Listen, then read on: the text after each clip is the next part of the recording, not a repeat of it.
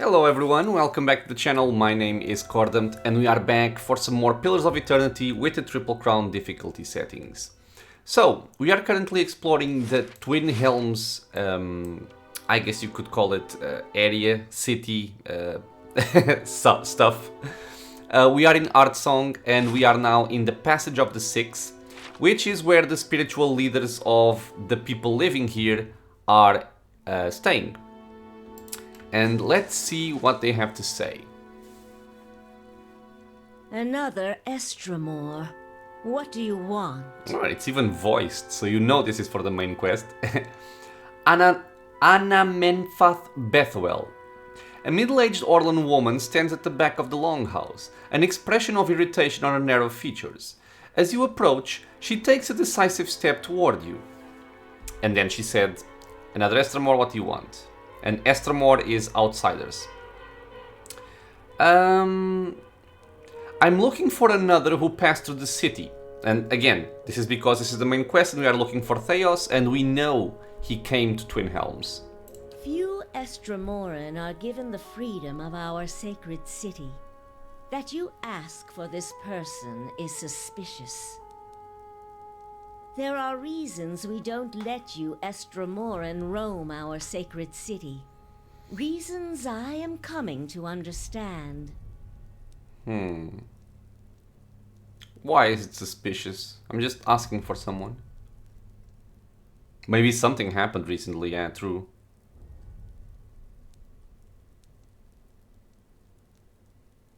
Has something happened recently?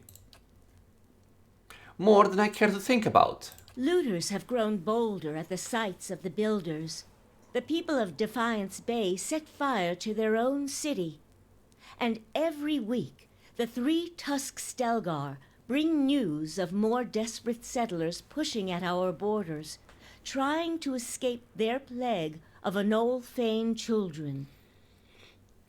Onolfane, I'm guessing it's to do with the Wide Wind's legacy, Hollowborn. Suddenly, you feel the presence of someone else in the hall. The Anam Fath continues to glare at you, but something has stepped out of her skin. It reaches out to you. Permitting more strangers the freedom What? of the city is out of the question right now. Okay. Go and be thankful that Anam Fath Shimak doesn't sit in the Passage of the Six today. He would not be so kind as I. So what was this? I felt the presence of someone else in the hall. There must be something we can interact with. Okay.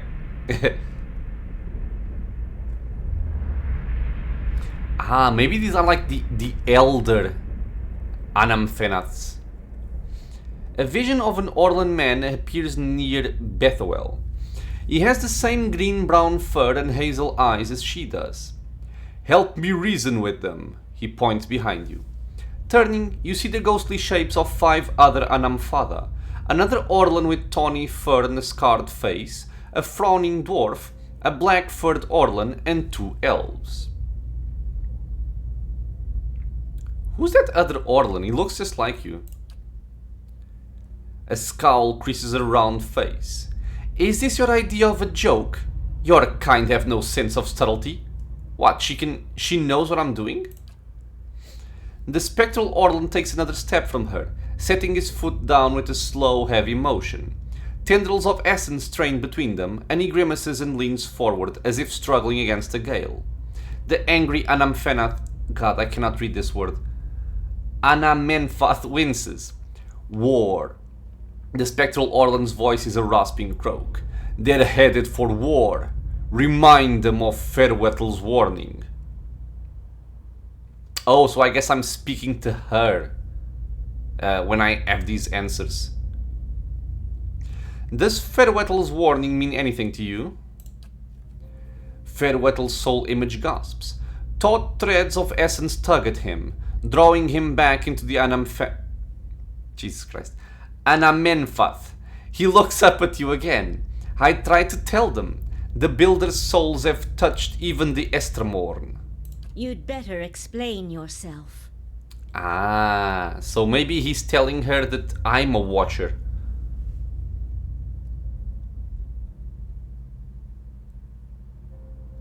The builder's souls have touched even the Estramorn. There's no way you could have known this saying.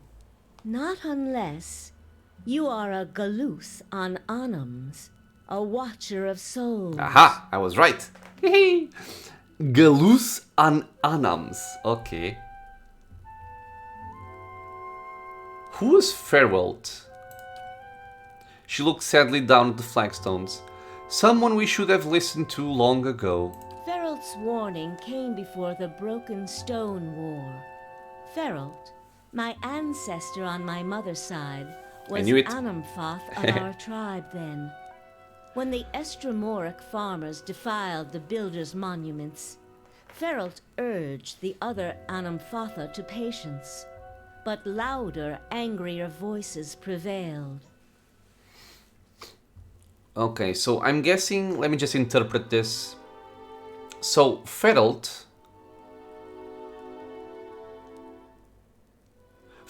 urged the other Anam Fatha to have patience with the foreigners, I'm guessing, that were defiling the builders' monuments. But they did something instead of being patient. Ferelt believed that the invaders could be taught to respect the builders as we do.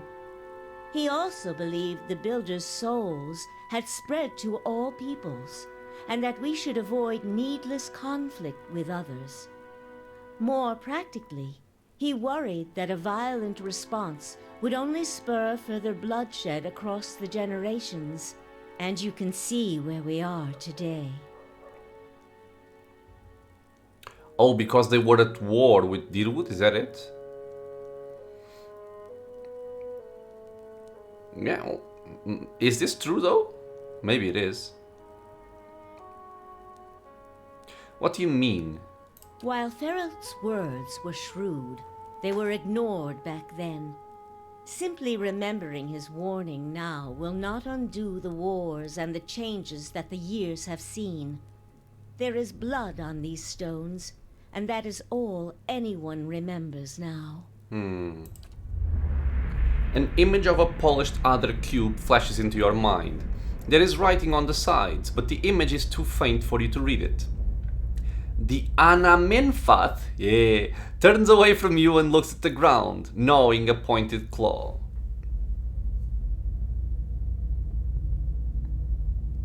Okay, so 2 good choices, I guess, and 1 evil choice. You can change the past, but your choices now still matter. She looks at you sadly. Yes, that is the problem. Another Estramor came through here a few days ago and... Theos. Well, letting him through was a mistake. One I am eager not to repeat. The Guided Compass tribe has a reputation for being too soft with Estramoran. One that will not be improved by my failure to stop this man who has desecrated our most sacred sites. That sounds like the man I came here to stop. I won't repeat a mistake in my haste to correct it. We bar Twin Elms from Estramoran to protect the ancient places that the builders left behind. The builders left this heritage to us to defend, but they alone had access to it. On this much, at least the 6 tribes agree. Okay. You see the polished adder cornerstone in your mind. This time the image is clearer. Each face of the stone is inscribed with a phrase you know by heart. You feel your lips form words. A gift from the builders of civilization to the guardians of their legacy. May the guardians watch the door while the builders keep the key. These were the words given to the keepers of the stone. What do they mean? She eyes you carefully.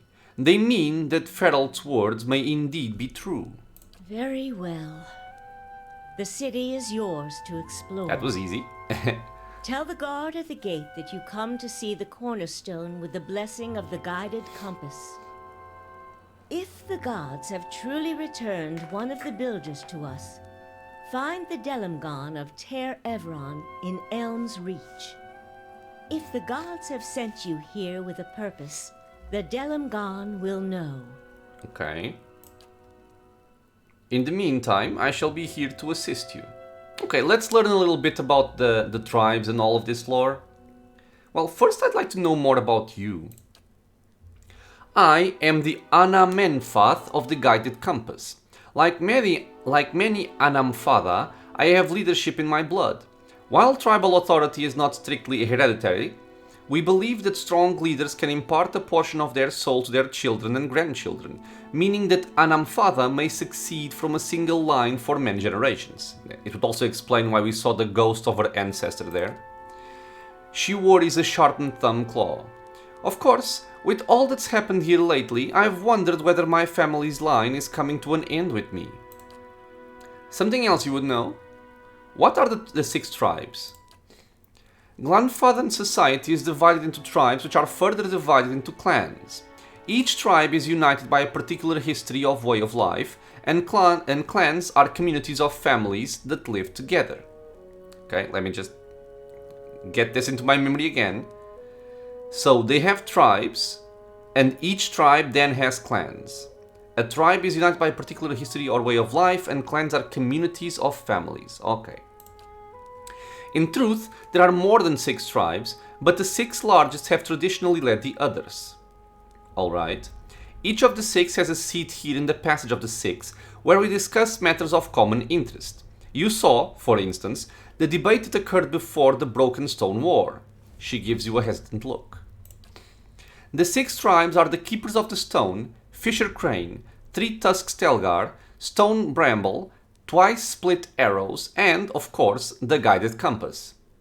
Okay, who are the Keepers of the Stone?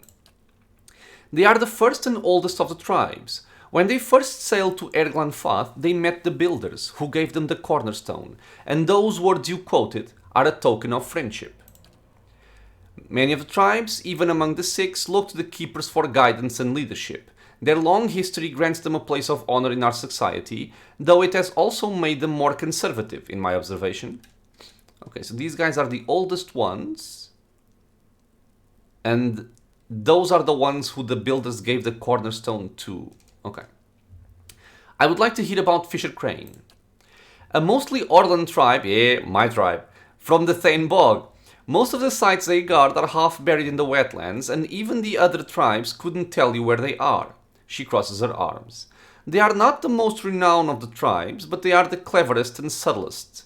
Say what you will about the berserkers of Three Tusks Stelgar, I'd rather face them than a Fisher Crane ambush squad any day. Okay, so they are the sneakiest guys. A tribe of Orlands makes sense. They're named after a long-necked bird that lives in the bog. It can stand motionless for hours, waiting for a muck frog or a spotted salamander. But when it strikes, it's faster than anything. Okay, what do you know about Three Tusks Stelgar? She laughs and shakes her head. Same as everybody. They're fearless maniacs and they want everyone to know it. They're considered a wild bunch, even among Glanfathans. Many of their territories have seen the most conflict with the Estremorn, and they don't forget it. They don't want anyone else to, either. They inflicted and bore some of the heaviest casualties in the wars with the Estremorn. In fact, there was a rift with Three Tusks Stelgar after the War of Black Trees. Dozens of clans broke away from the ravaged lands and retreated further into the Deerwood, joining whichever tribes would take them. Broken Tusks, some call them. The majority of the tribe dug into the half-burned forest to hold the line, and many respect them for it. Man, and these subtle things are why I really love the lore in this game. The fact that the ones that fled from the Three Tusks Stelgar tribe are now called the Broken Tusks is just a really nice touch in my opinion. She frowns uneasily. They've more than earned their place among the 6, but they advocate more conflict than is wise, and too many others are quick to idolize them for their valor in battle. I'm guessing especially young people. Tell me about Stone Bramble. Mostly dwarves out of the White March. They're one of the younger tribes formed over the years by trade routes between the wilds and the mountains. They see themselves as genuinely Glenfathan, though, and who can argue with them? Only Fisher Crane defends sites in such inhospitable territory. Personally though, I'd say it's gone to their heads. They like to think the rest of us have it easy in the lowlands, forgetting that the wars with the Estremorn never reached their mountains. Still, they came to our aid during both. They're named for a tough, thorny little plant that grows up in the mountains. It suits them. I'm not familiar with the twice-split arrows. Not many are. They're traditionally outcasts and exiles from other tribes, probably the least respected tribe of them all, but our ancestors believed they should have a voice, and so they've got a seat among the six. Okay. Most of the other tribes see them as scavengers and bottom feeders, but don't say that to a twice-split arrow. They think themselves survivors, and they're as proud of their tribe as anyone else, she shrugs. They'll accept anyone, and I suppose there's virtue in that. You never know what you're getting with them, though. Some clans will rob you blind, and others slaughter a lamb for the honor of your visit. Alright. And the guy that Compass is your tribe, right? Indeed. We're one of the youngest tribes, and not one of the most prestigious. We've tried to keep the peace with the Estermorn, which has earned us the reputation of appeasers among some of our hard-line brethren in Three Tusk Stelgar and the Keepers of the Stone. We value our heritage as Glanfathans, but we recognize that the Estermorn are here to stay. The way we see it, we can better follow our mandate to protect the places of the builders by making peace with our neighbors. Makes sense to me. I'd like to ask about another matter. Okay. Nothing, actually. That's all we had to know from this particular region. The dragon's skull is brown with age and polished smooth. Laying low.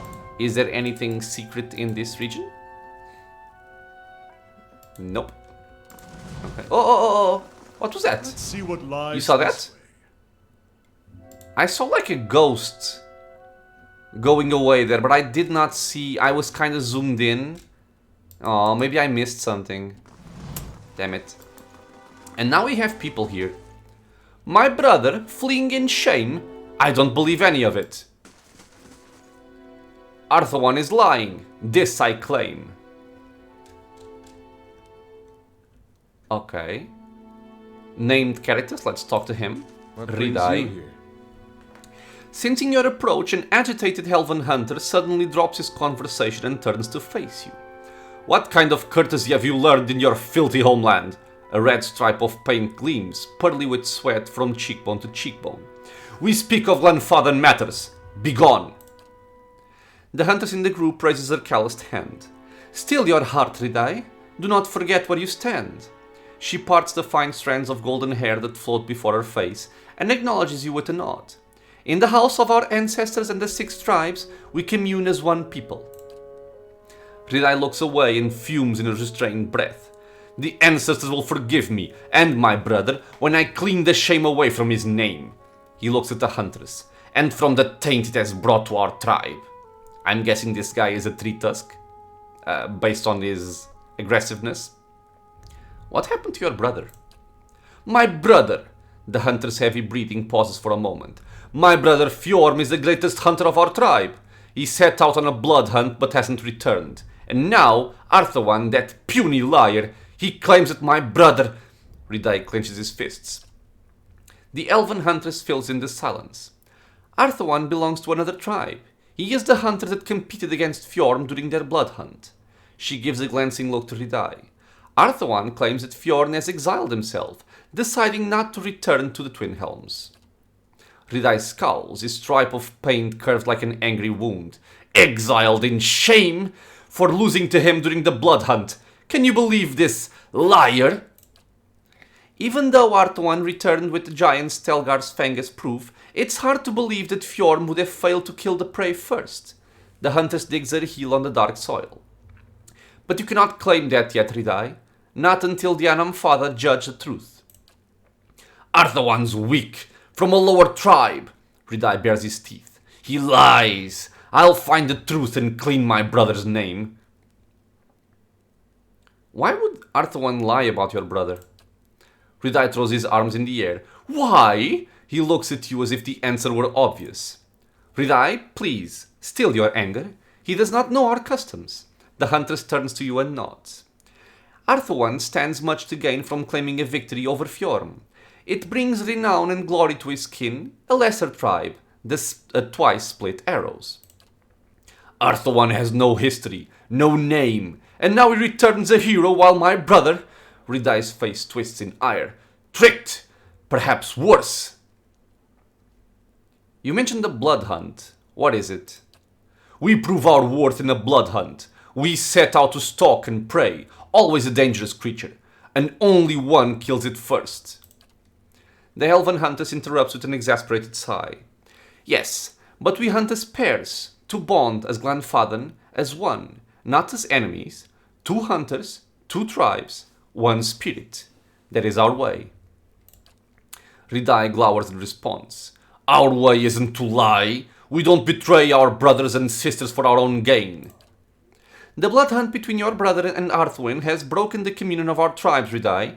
Do not dig in this wound until you can claim the truth. She turns again to face you. Perhaps our customs appear strange to you, but despite what you see now, we Glenfathens hold our bonds sacred. Tell me about your tribe. I'm guessing it's a tree tusk. Ridai's voice swells with pride, for a moment holding his anger at bay. Oh! Okay, did not expect that. So he's one of the eldest ones. We're the keepers of the stone. He lets the name reverberate in the hall. We're the first tribe. Our history runs across the ages, to the time of the builders. The huntress nods. We are one with the past, with our traditions and history. The best crafts and hunts come from our kin. Other tribes look up to our prowess. They're consumed by envy, Ridai frowns. That's why Arthwen lies about my brother. His tribe has no history, no glory. But now he claims it for the twice split arrows while we're left to bear a false shame. And how do you plan to clear Fjorm's name? A bead of sweat rolls down Ridai's forehead and hangs from his red-painted cheekbone like a drop of blood. It quivers as the hunter's muscles twitch. I can't tarry here while my brother's fate remains unknown.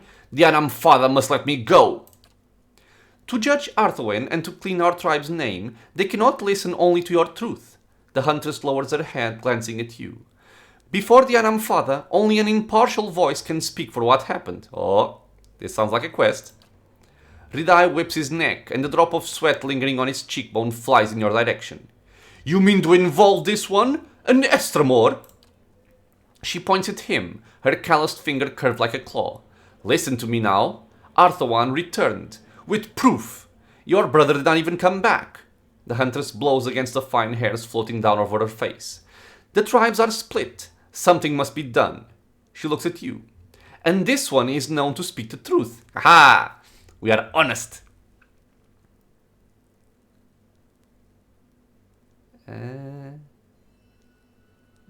I will find what happened to your brother and get the truth of it.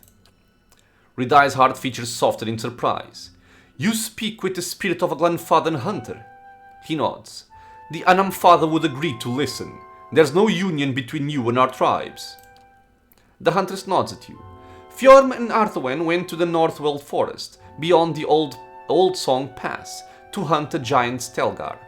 Search there and return to us with the truth if you can, but be aware, Stelgar of such size, many times over their lesser kin, usually gather a big pride that follows them closely.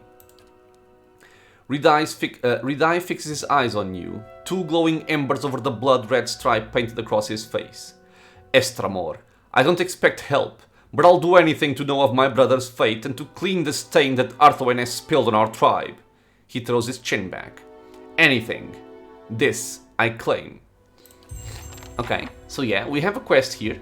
Hunter Brother. Oh god, this is a long description. But the summary here is we need to clear the name of Ridai's brother in case something actually went wrong. We have some tribesmen over here. And we're gonna go out. Now, we had a couple of quests already. We had one to deal with a merchant. We had another one to help the friends of a lady that was in the Celestial Sapling. And now we have this one. I'm gonna start by going to... I think it's over here in the Glenfathen home. Because I want to try and weave in some action, some combat between the dialogues. Otherwise it might just be too much dialogue and everybody will get bored. So let me see. I think this one can... I think this can be a quick quest here. Oh... Can I? Well, Can I? keeping an eye out. God damn it, of Hey. course I can't. Okay, so here, what we have. Spread across a lumpy pallet of straw, the hide blankets are surprisingly soft.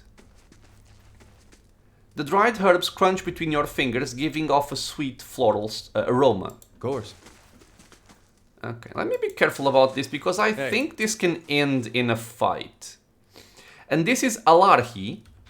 And if you guys remember from the previous episode, we had the hard bargain task where Renato told me that he was sold Elard Golan of poor quality by Alarhi, a merchant in Artsong's market. I should speak with this Glenfather woman and convince her to return the Valen's copper. I have found her at her dwelling in Heartsong. She's surrounded by Glenfather warriors, seemingly ready to defend her at all costs. Yeah, this is like a warning here.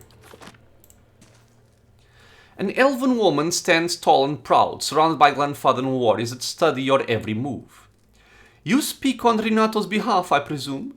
I knew he would convince someone to do his bidding. I did not suspect it would be the Estramor involved in all the chaos at Defiance Bay. Wow, everybody knows me. She tilts her head to the side and blinks slowly. Does the presence of my armed entourage concern you? You were expecting a defenseless shopkeeper, am I right? Alarhi raises her dye-stained hand just as one of her guards begins to lurch forward. Stillness, she barks at her attendant. Give the Estramor a chance to speak. We are not dear wooden beasts. Here, hospitality reigns. Alarhi nods to you, holding up an open hand, her palm and fingers covered in blue in green dye. Envoy of the Valian, speak the message you were sent to deliver. Well, I want to hear your side of the story. The first step of any sensible path, she muses, scratching her chin. Renato did purchase from me several bushels of Elard Gola, and for it he paid a high price, but did so willingly, saying it was a bargain right as he handed me his copper. It was after our trade that the Valiant spit his venom. Alarhi's voice grows angry. Renato accused me of trickery, of fraud, claiming I delivered withered likenesses of Elard Gola and not the genuine root. Such nerve! For in truth he is beyond the help of Elard Gola. She holds a blue dyed finger in the air before curling it down slowly, smiling as she does. Oh god, this is such a good dialogue, man. I'll explain it in a second. Renato's old bow isn't firm enough for a full draw. No amount of Elard Gola will give him the speed of a young hunter. Okay, so, in case you guys forgot, or you don't know what this does, this Elard Gola route, the purpose of it is like, I'm missing the word, man. But it's supposed to act like something like Viagra. You know, to make his... God, I don't have such a good analogy as she does, but she's claiming that his old bow isn't firm enough for a full draw. Awesome. No amount of that route will give him the speed of a young hunter. Well said, lady. She's very eloquent. Much better than I could do it myself. A fair deal was made, and now Renato objects, angry that his withered family plow is beyond herbal remedies. His withered family plow. I'm crying, sorry. She shakes her head, her voice becoming a growl. I have never sold anyone a remedy I knew to be false. If Renato does not silence his slanderous tongue, we will do it for him. And I actually trust her. I actually think she's saying the truth. What kind of punishment do you have in mind for Renato? Renato has slandered his host, making him no longer a guest. The merchant must vanish from the Twin Elms. She crosses her arms under the sleeves of her robe. But Glenfather hospitality must be observed, always. He is to be given a chance to live on his own feet before he bleeds on his back. Deliver, in our name, a warning. Tell Renato that if he does not leave, he will be accused of conspiring to pilfer in Gwithan relics from our lands. Whoa! That's not right. He won't risk a trial by the council of Anam Father. Alarhi draws a small wooden cage from the folds of her robe. If you won't listen, tell him that his faulty member will end in a cage, just like this black beetle, food for our birds. So many So many cool names. I will deliver the message. Alarhi nods at you. Return to me when the Valiant has disappeared from Twin Elms. Okay. Because the other option here is we can demand his money back if you decide to side with the merchant. And I think that will result in a fight. And that's not something I want, especially because I think she's saying the truth and the guy is indeed lying. So let's go back and confront him with this. You have a nice buff. So this is the guy, Renato. How do you do? Renato smiles broadly and throws his arms in the air at your arrival. My friend, welcome back. Have you recovered my coin? Yeah, I won't do this. I'm not gonna lie. Because we could tell him that... we could threaten him to say that he's dealing in stolen relics, which is a lie, and make him leave that way. Or, Alarhi gave me this beetle in a cage for you. She said your problem would end in the same place if you continue your stay in Twin Elms. Renatos' face turns bright at the sight of the gift. Insufferable witch! She can shove that beetle in her fatted mating hole. Dude. Gesticulating with every word, spit flies from Renatos' mouth as his voice grows louder. Her and her face-painting thugs will pay for this insult. He reaches out to strike the cage out of your hands. Quickly grab Renatos' hand before it strikes. I'm guessing this is a dexterity check. You reach out with blinding speed, catching Renatos' hand mid-flight, stopping his blow before it strikes. He tries in vain to free himself from your grasp. Madico! The valiant merchant shouts at the top of his lungs. Savage, filthy animals! This damned city will burn! You hear a whistling sound from nearby. I'll kill you!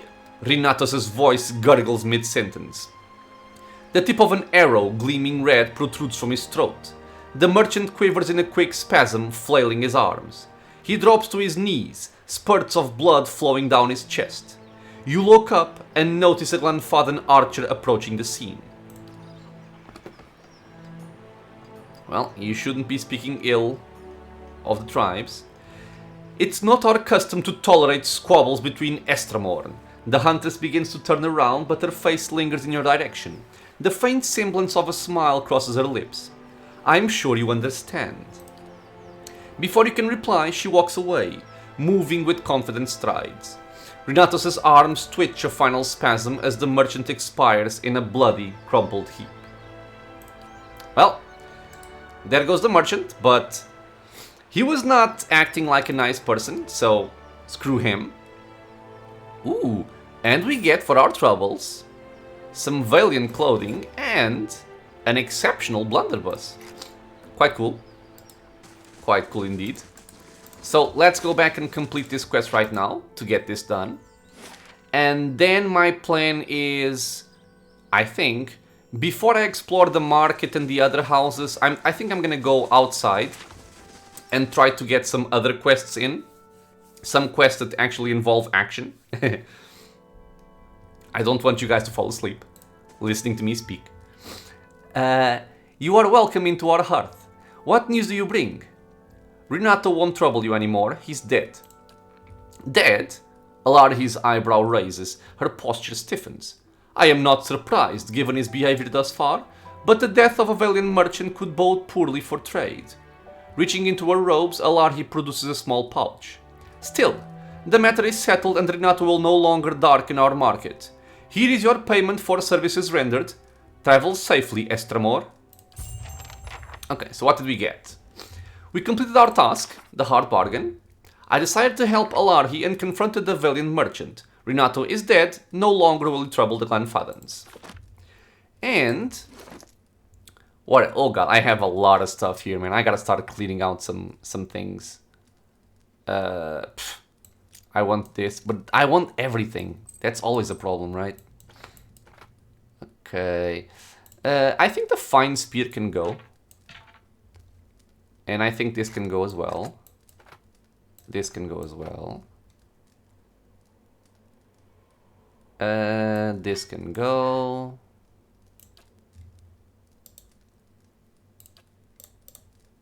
this can go over here.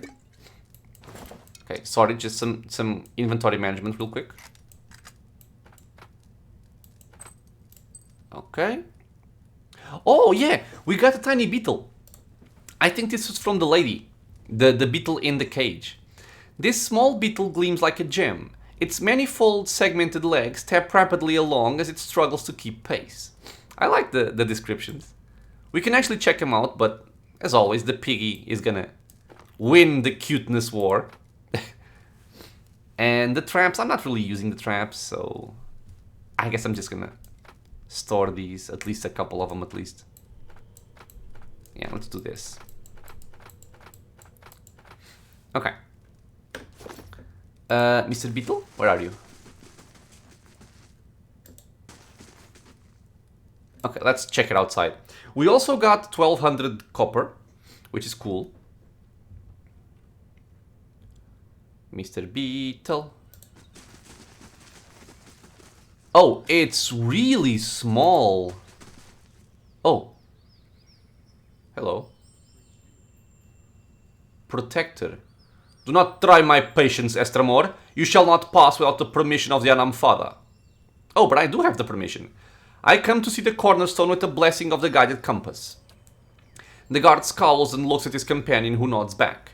He turns to you again, his knuckles whitening around the shaft of his spear. Always too cozy with the Estramorn. Go, then, and mind your step around the sacred stones. Okay, because this is a way out. But yeah, the beetle is really small. I can't even see him right now. Oh, there he is. Yeah, you can barely see him. Yeah, okay. So, as usual, Piggy, come here. You go in there. Yeah. Hey. Okay. So, we can look into the quest Hunter Brother. And for this, we need to go to Northweld. Do I need to go through Old Song District? Oh, I do need to go through Old Song District. Okay, so we're gonna have to make a little quick stop here. I will try to avoid many more dialogues in this region. I just want to go north. Let's see if I can do this without getting interrupted. Oh god.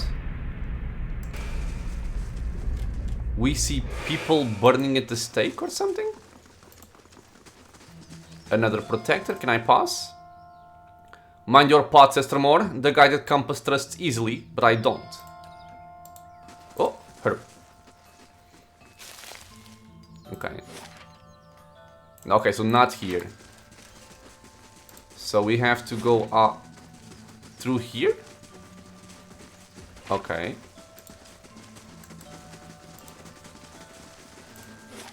Ha! Okay, so let's go to Northweld. And here I think we have some combat.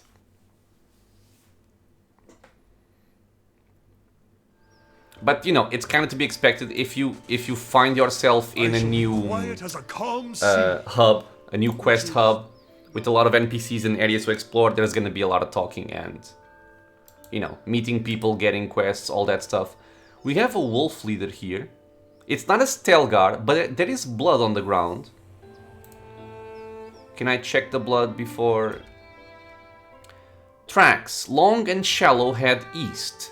They're speckled with blood. Okay. Well, there is in the front already, so let's just go and deal with this. You can switch to that and turn off cautious mode. Hey. There's a bunch of wolves. Let's see what I can do here. Let's go for the wolf leader and get a vigorous defense already. We're gonna start with painful interdiction followed by a buff.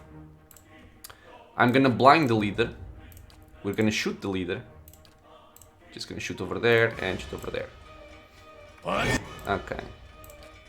Let's try a knockdown. They're gonna wow! I was not expecting that. Okay, I thought they were gonna be a little bit tougher. Okay, well. Okay. Let's just focus on something different then. How much for you? Where are you going? No. Just buff us. Look at the pellets from the blunderbuss. Blam! Okay, so he's circled, but that's fine. Okay. Let's just toss some books. These should kill them off pretty easily. And let's also get some extra accuracy here. Why aren't you fighting? Oh, because I clicked on the reading hint, not the actual enemy. A silent scream over here is gonna kill everything, I think. Yep, pretty much. Well, we made quick work of these, but I mean, they're wolves, they're not like some super powerful enemy. Arrows, crude and fletched with bright feathers, protrude from the corpse. Oh, so he did not die by the wolves. And I cannot loot the corpse, apparently. Okay. So somebody killed this guy. Maybe the Glenfathens, because he was an Estremorn? The inscriptions on this altar, almost unreadable under a layer of thick moss, pay homage to Aelia. Scroll of Stag's Horn. Okay. I've seen this cast multiple times at Eder by druids, but it's never really worried me. I was just checking what it did. Oh, more blood. The tracks and bloodstains continue further east. Can I pass this stream? Yes, I can. Oh, Kut Borsch, man. Kut Borsch. I like the Borsch. Oh. Ah. Just paying my... Whoa! Oh, is this the lady? This is the lady, right? From the quest. Swineth. Swineth hides in the tall underbrush. Twigs poke out of her hair. Chunks of dried mud cling waist-high to her leather leggings. Quiet! Keep low. Take a look. She points up the ridge. My friends are up there, over the lip of the hill. Yeah, okay, so maybe they were fighting. There were signs of the battle at the camp. Swineth nods, her lower lip crushed beneath her teeth. I wasn't fast enough. Pox-ridden fangs, Magran burned them all. What's going on? The fangs must have caught the scent and rushed the group. She begins to run her gloved fingers over her hair and stops. The pressure snaps one of the twigs stuck on her back, black curls. Some of my friends are still alive, but the fangs have them surrounded. The expedition. Swineth brings her hand back to the pommel of her estoc, or what remains of it, has taken cover in some ruins above these cliffs. The fangs must be toying with them, or letting them starve a bit before the next attack. We need to act or they're as good as dead. How did the fangs get here? Swineth looks down to her feet, shaking her head slowly. I cut a decoy path, set false campfires, and dusted over every footprint I could find. It didn't slow them much. Okay, I'll see what I can do. Swineth nods. Maybe you can find a way around the fangs. There's got to be another way up that ridge. She wipes away the sweat from her brow, her glove leaving behind a dirty smudge. You aren't dressed like my men. Perhaps you could try talking to the fangs. They might not think you are with us. She grabs your hand, squeezing it. Please help. I already have enough friends to bury. Swineth releases your hand and crouches down into the vegetation, blending back into the brush. Okay. So I am gonna go talk to them head on. I'm guessing there's a way to approach this stealthily. But I'm just gonna talk to them. And try to defuse the situation. And if I can't, well, we'll see what happens. Yeah. Because the Fangs are also the tribe that's the most hasty and the most, you know, hot-blooded. This is a slope. If a fight breaks out, I don't like slopes, but At least this one isn't. Okay, let's talk to them. We have a Fang's Bright Blood, Mind Hunter. Estramore. Okay, so she's the one that speaks. An elven woman stands beside a stag, petting the great beast on its neck. As you approach, the animal jerks its head in your direction and rears up. Stillness! The woman orders the stag, pulling on the skin of the stag's neck until it ceases to buck. Easy now. No need to fight. Yet. She turns to face you. One ear is missing its top half, and many battle scars raise her otherwise smooth skin. More foreigners, more unclean feet trampling on our lands, more blood to feed the trees. She shakes her head. You should not be here, Estramore. Her hand moves to one of several blades strapped to her hips. If you are here in our lands, it is either to steal from us or to aid those who would. She gestures to the north at the ruins of Engwithan buildings protruding from the underbrush. Dear wooden mercenaries, looters, can you hear their panicked whispers? Leave this place at once, or we will kill you when we finish with these Estramorn. So we can lie. I will not lie. I am a friend of Fath. She holds her gaze on you. The great stag stomps its front hooves on the ground and turns to its master. Do you speak the truth, foreigner? If you are indeed a friend, you would respect our lands and not defile our sacred soil with your trespass. The woman clenches her jaw. Its muscles quiver under the pressure until, suddenly, calm returns to her expression.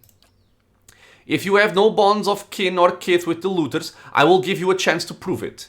She draws one of her swords and with a swift arcing motion points it to the ruins beyond. The invaders must be purged from our lands. Prove your worth and we will believe your words. Tell me about these mercenaries. I don't intend on killing them. Raiders, looters, same as all the other Dirwooden thieves that pillage our lands. The woman touches the oblique stub where half of her ear used to be. We tracked the Dirwoodens from their first step beyond the great river and waited for them to err. They always do. We claimed half their pack in our first assault. The cowards that ran now huddle to the north. When the wind turns, you will smell their fear. If they surrender, will you let them live? Softness such as yours will not bring them to heel. Their greed knows no bounds. Their memory honors no history. What use have we of prisoners? What example do we set to others by letting them live? She shakes her head. Why would we forgive again? Well, so no peaceful resolution for them. I want to ask you about something else. I'll see what I can do. The elven woman sheathes her sword and reaches to her stag. The animal lowers its head to meet the carelessness of her hand. Gentle, strong. We wait here to welcome you back as warrior and friend. So, I'm not gonna kill them, because she is way, way overly aggressive. And there's also another reason, but that one I'll mention in a bit. I'm just gonna check what they have to say for themselves. Mercenary Captain Esmar. Stop! Friend or foe? The man in blood-soaked armor points his blade at you as his wounded and weary comrades flock into position behind him. A trickle of blood runs from a cut on his brow down to his neck, staining a locket worn on a gold chain. You're not Glenfathen. He tightens the grip on the sword's handle. By Magran, friend or foe, I said! Calm down, I'm a friend. Sword still pointing at you, the man gives a sideways glance to his companions and nods. The mercenaries lower their weapons. By the flame, the hero of Defiance Bay! A rare and welcome sight. Friends this far from home. He lets the weight of his sword lower his arm. He gives a concerned look to his mercenary company. Look at us, hiding in the rocks and holding in our guts. He points south. The Fangs. They've bloodied us and now we're trapped. Sweenet sent me. What happened? Resourceful girl. The captain huffs a chuckle before returning to his humorless frown. We assumed the Glenfathens killed her before coming upon us. I'm relieved she's alive. Doubly relieved she's brought help. He rests his sword, still caked with blood, across his shoulders. The tribesmen ambushed us just as we made camp. The fight was a lopsided slaughter. Esmar stares at his feet as he finishes his thought. In the melee, someone tripped through the campfire. We were lucky in that regard. The stench of burning flesh and the choking smoke obscured the scene, and a few of us managed to withdraw. We ran to these ruins to regroup, but now we're trapped. The face painters are just south of our position, and they have us cornered. No doubt they're happy to let us starve while they rest and rebuild their strength before attacking anew. His left hand idly toys with the locket worn around his neck. Seems this is where we will be making our last stand, he mutters as he clenches the gold ornament. There's so much focus on the ornament. Maybe I can use it to prove that I've killed them or something.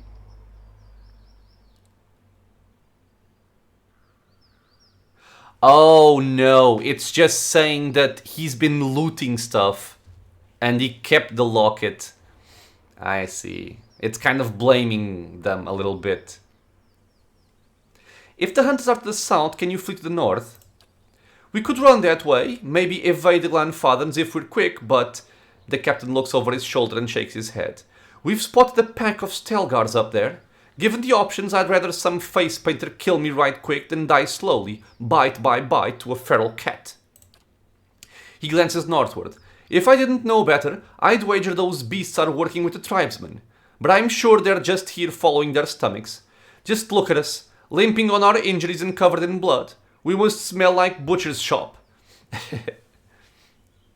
Maybe I can help you get out of here alive. Esmar's face turns flush and you see the hint of a smile come across his face. We'll take any help we can get.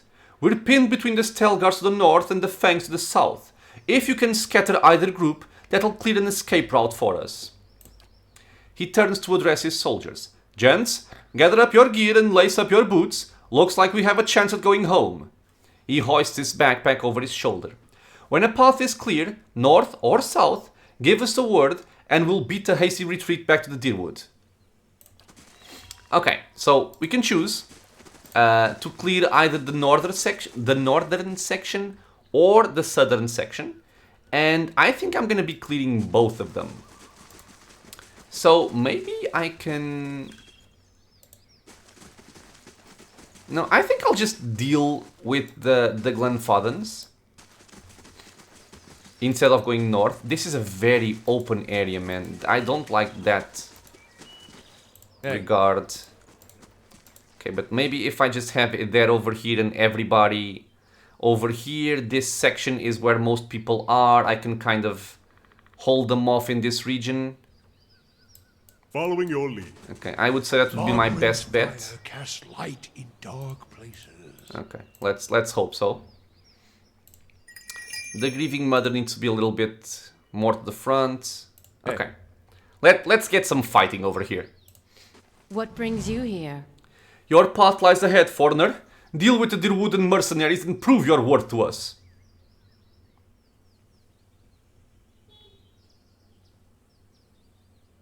I have no patience for your orders. Let's settle this. Okay. So I want to fight them. Oh! A silent scream already? You son of a bitch. Oh, and I cannot even see him.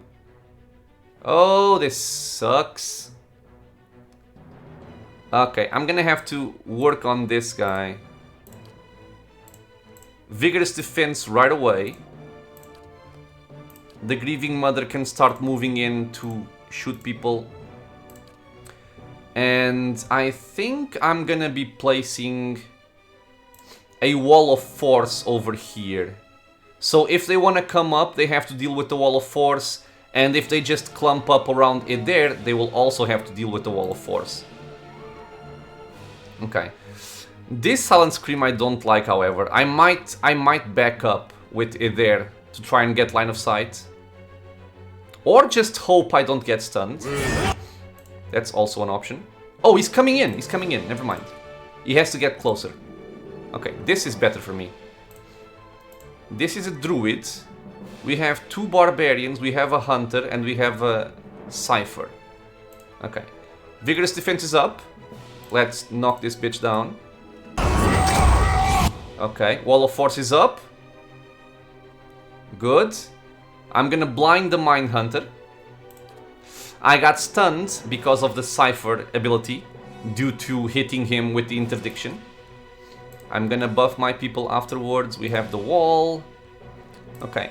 I want a chill fog over here. And this guy will be joining soon, I'm guessing.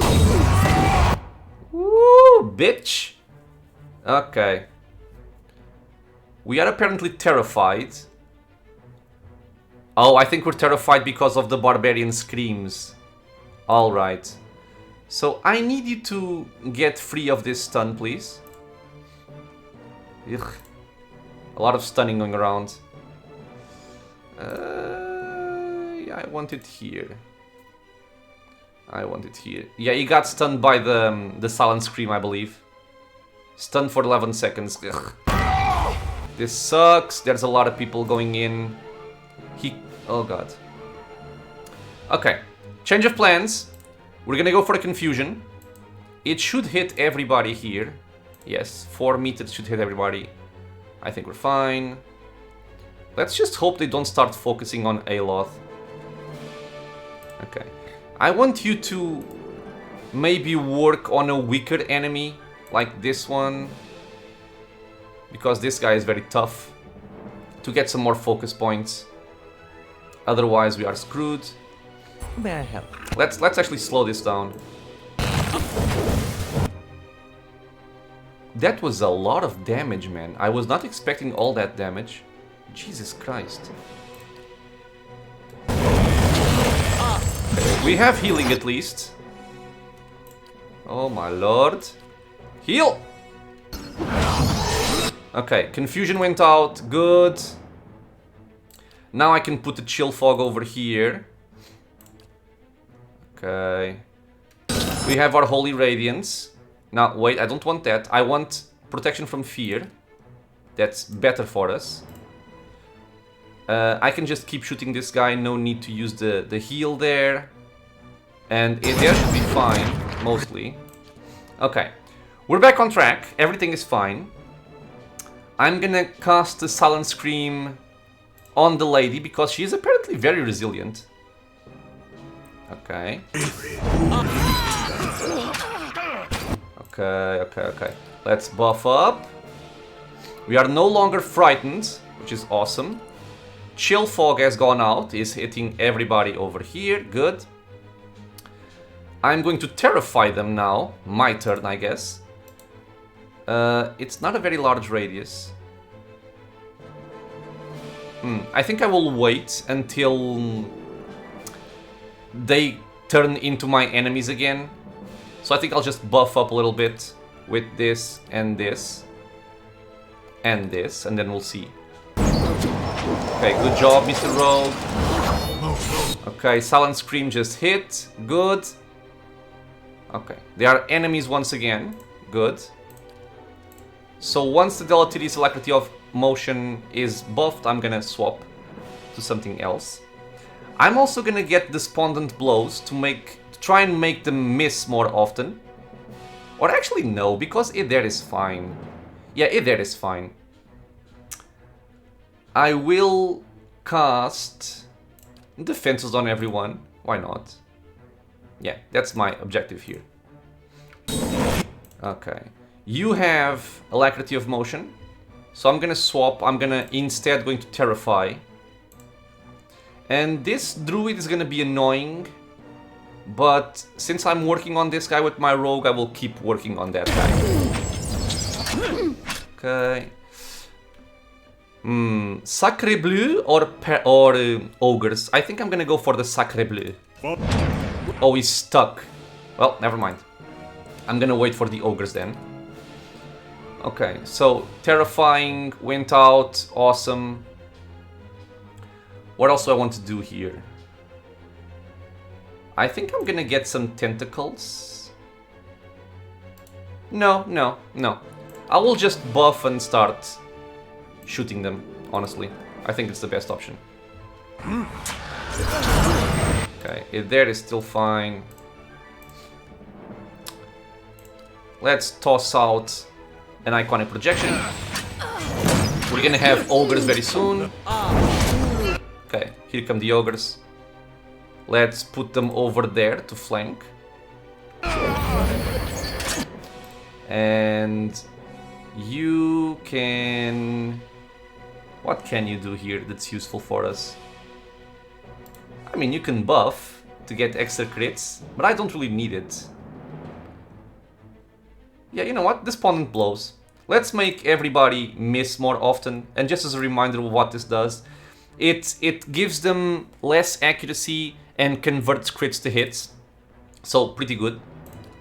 And you are going to give Phantom Foes. Okay, you guys can start working. We have the ogres. Everything is fine. Awesome. Okay, the barbarians keep shouting. Okay, let's start working on this wilder man. Or wilderman or whatever. And toss another iconic projection. But Aloth right now should be dealing the most damage here. Let's maybe focus on him as well. Yeah, good damage, good damage. You can just stay where you are, that's fine. Yeah, and this is done now. Okay, so I will start working on their archer. And we're gonna clear out the rest, pretty much. That's all we're gonna do. Because this fight is over. Silent Scream on the tough, nasty lady, man. Where are you going, dude? What is it? Oh, you don't have line of sight. Oh, you do from here, okay.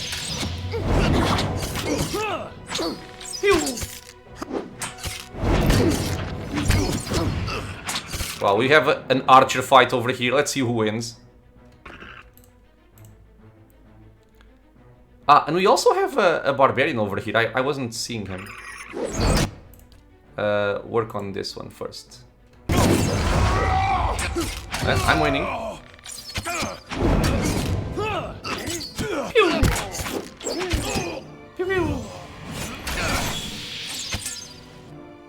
Let's everybody kill this guy. I'm more interested in the duel, honestly.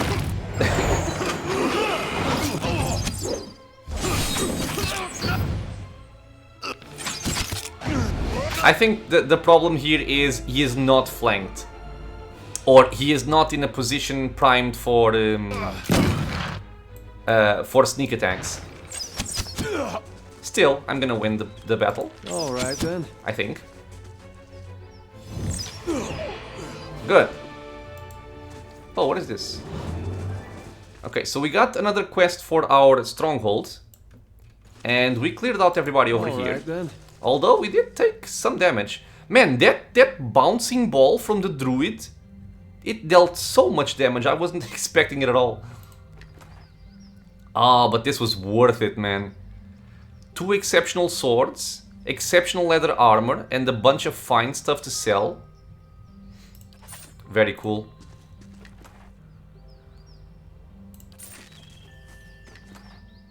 Oh, and a unique bow.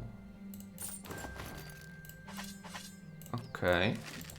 I'm not gonna use it, but, you know, it's cool to know that we got it. And it's this one here.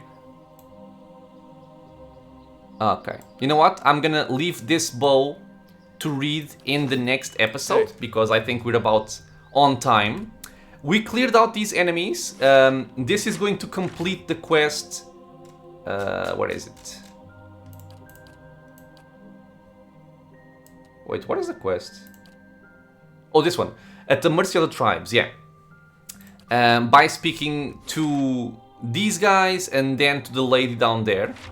And we're gonna see what rewards we can get from there. And there's gonna be a very good reward. And the reward we get is actually the main reason why I want to choose this outcome in fighting them instead of fighting the looters. It's gonna be a very big improvement for our rogue. So, as always, thank you so much guys for being here with me in the channel, watching some Pillars of Eternity. I hope you guys are enjoying the journey so far.